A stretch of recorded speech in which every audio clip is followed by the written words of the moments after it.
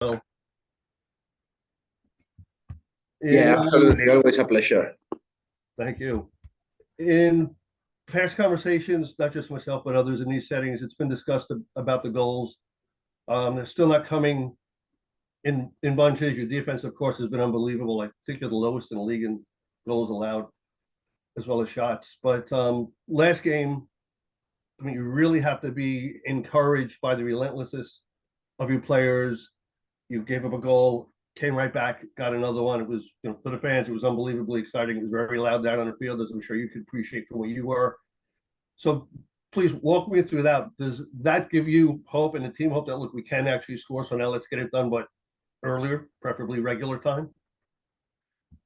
Yeah, well, I think that obviously you can't control when the goals come, but you can control is the belief and the game plan and the players executing what you ask them to do. And as you said, the players were relentless. I don't think it was any different from minute 1 to minute 90. I think the players, I think we dominated the game, and then the goal came late. But that's football, no? That's the beauty of this game. You never know when that's going to happen. I think we are almost scoring even every game. Like our defensive record is still very decent. So I'm not overly concerned with the aspect. I think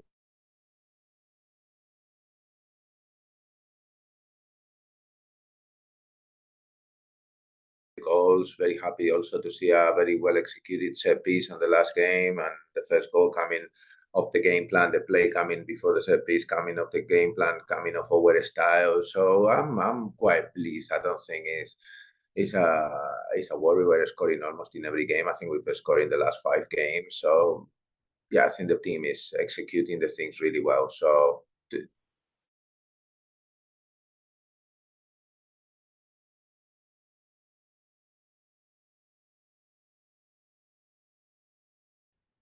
Awesome. We will go to Gary. Hi, Coach. Good to hear from you again. hello, Gary. Okay. This is Mental Health Awareness Month. I know stress coaching is a 24/7 job and you're always thinking about it, but like, how do you balance that? How do you disconnect? And what do you do when you're not coaching a level yourself? Very, very good question. No, I think we all, whatever is our roles, I think as humans and especially the times that we're living now, I think people is starting to realize how important is mental health, and for me, it's something that I take very seriously. And I think for me as a coach is a challenge because, as you said, it's a 24-hour job. One of my targets is, coming into this year, and I think I mentioned this in press conferences, it was, trying to find a better separation because it's so demanding, this job, that sometimes it's difficult to disconnect. So that's something I'm trying to work on internally and personally on it. To be honest, at the moment here in my life, it is, I love New Jersey, New York. Still, I am away from most of my family, most of my friends, so that's a bit different. I think that goes with the professional sports in general. But I spend most of my time really with my son, Luca, my wife, Laura. I spend a lot of time away from them, so as soon as I have a little bit of room, I like to spend time with him. Like at the end of the day, for me, he is the most important person on this planet, and I don't spend enough time with him. So at the moment, most of my time, when I have any, it goes to my son Luca, no? And I really enjoy that time, and it makes you realize how, wherever goes, so this is football, it's a game, and it is our passion. That's why we do what we do. But at the same time, it makes you realize that there is other things in life that are very, very important. And seeing him smile, seeing him learn, seeing him, like how he enjoys the little things that you don't even realize they were there anymore when you get to my age. I think it just gives you a different spark in life. So for me, that really, really helps me. And I really want to support people around me also with that, with mental health, whether they are the coaches, some members of staff, sometimes have some fans. Like for me, it's something so important in this time that I take very seriously. And here at the club, we try to make sure that we have all the supporting mechanisms possible, and we're doing a good job. We're trying to look how we can do a better job,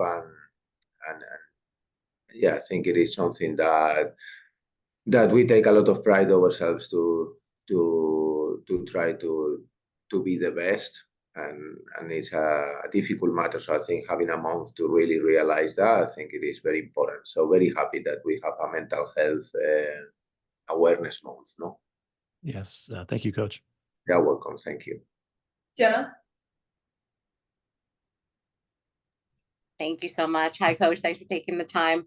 As we know, Kelly O'Hara had announced her retirement a couple of weeks ago. I know she's still out with injury, but I was just wondering if there's any chance we might get to see her out there shortly, give her a send-off she deserves. I mean, no, surely we obviously she didn't travel with the team this week.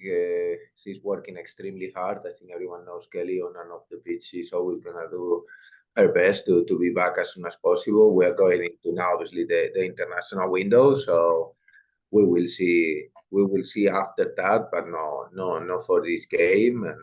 And you know, we miss her on the pitch, we miss her around the group, we miss, you know, Kelly brings a lot on and off the pitch to us as individuals, to us as a team, to us as a club, and you know, it's a difficult moment because obviously she announced that, but she's not been able to play since the announcement. So I'm sure when she comes back, the fans, the teammates, ourselves, we're gonna make sure that we can give her the best sending off, and that will be, you know, trying to keep her here as long as possible until the end of November. But at the moment, it's really far. No, thank you for that update. And in terms of playing Bay tomorrow, you know, Tierna was just in here kind of talking about some of the, you know, unique challenges of playing an expansion team. There's new players you haven't seen in the league. It's not as much data on these teams that, you know, as compared to others. So just as a coach, just curious if there is any kind of change or any like, you know, little minutia that you take into account when you are playing an expansion team when there's not as much data to go off.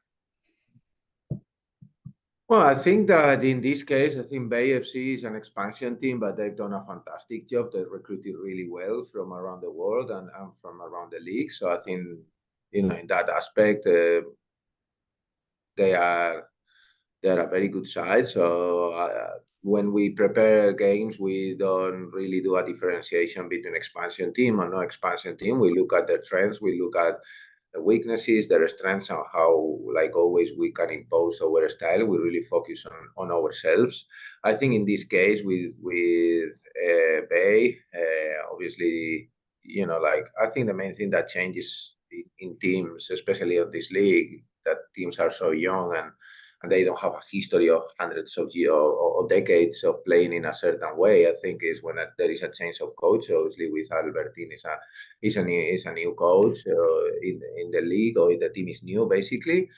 And I think that regarding the new players, from my experience, you know, I've competed against BT in Arsenal. I know Rachel Kundananji for a very long time. I know how good she is.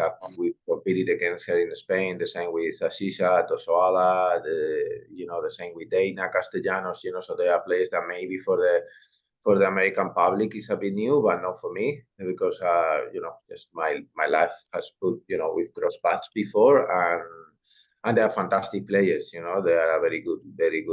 You know, they're definitely as they've been showing. They've been playing in the league. They recruited the Scarlet from Angel City, Boat. You know, they've done a very good job. No, and they got a very experienced team. They got Caprice, who had a Houston, fantastic human being, fantastic player. You know, like they've assembled a very good side. They're obviously.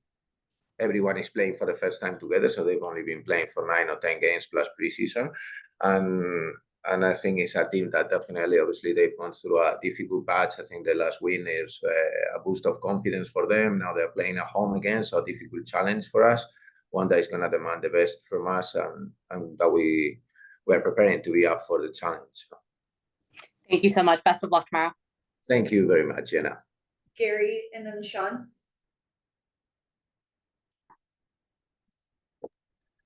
All right. Hi, Coach. So you got to see Lynn Williams break the scoring record.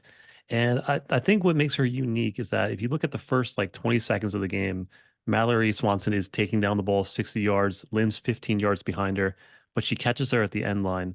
And I don't think people appreciate the defensive side of the game and how much she works. So tell us a little more about her as a whole player. Yeah, I think I always say this about Lynn. I think he is the best defensive forward in the planet. Not only that play, but if you look also, we actually look at that play in our internal analysis, but I think on the minute, I will say it's the minute 94 of the second half. So it probably is on 100 minutes later. There is also a transition that like there is a ball loss. She tried to foul the player she can, and then she chases all the way down to the corner flag to force a cross, and that's 100 minutes after that first play that you just mentioned, and that shows her commitment to try to win, to do whatever it takes. And then on top of that, she's a continuous threat going forward. She's in the last few games, she's been the captain of the team. She's embracing that responsibility, that leadership. She's scoring some key goals from us. I think that also her goals are a bit different to what they traditionally are, where like she's been finishing on almost one touch, and because of the opportunities that we are creating for her, so she's developing along that aspect too. Like Lynn is just a fantastic player. She just always does the 200% of what she can give to the team in every aspect, and she's willing to work extremely hard to win football matches, and she works so hard that then together with her ability, she's scored more goals than anyone. So for me, having someone like Lynn is, as a coach, is a pride. It's a pride moment to have someone like her because of all that she brings to the team. And I think that the last year and a half with us is coming on the back of a difficult season because she was injured, coming in, being our top goal scorer, winning the championship. Now again, I think she's already our top goal scorer, if I'm not mistaken.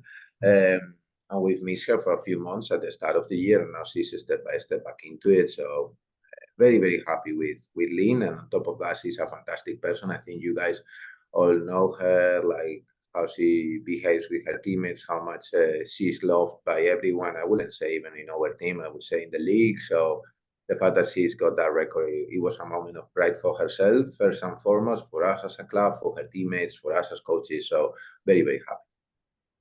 Thank you, Sean? Coach. Good luck this weekend. Thank you very much, Sean. Oh.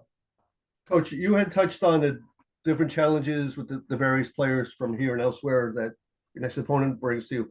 Their record, they've been very much up and down. How does that affect the way you look at it? They might be riding a high, as mentioned, of winning one game, but overall, they've not really been consistent in wins and losses. Yeah, but realistically, that in this league, it doesn't count for anything. They're a team with massive threats. They're a team that they've shown they can beat anyone. They did it last week against San Diego. You need to be at your best in this league in every minute of every game if you want to be the winner at the end of the match. Like sometimes you play the top of the league and you're able to win. Sometimes you play the bottom of the league and then you lose, and it's not even by chance. It's because they were better than you on that day. Like Bay has a fantastic coach. They got fantastic roster. They are step by step growing into it. Obviously, it is difficult to go through a difficult period, but also when you get that win, then you get that momentum. You're looking for that confidence. You find it. Like it changed probably the environment within the roster team. So it's they're playing at home again. So for us, it's one of our longest trips. It's always difficult. So it's a very for us it's a difficult challenge, and we're mentally preparing for it because if we drop our level just this, we will get punished. So we need to make sure that we are ourselves, and I completely trust in this group of players. Some of them will start the game, some of them will finish, but we are able to keep that intensity and being ourselves from start to finish. We got a very good chance to get another 3 points, no? Any final questions?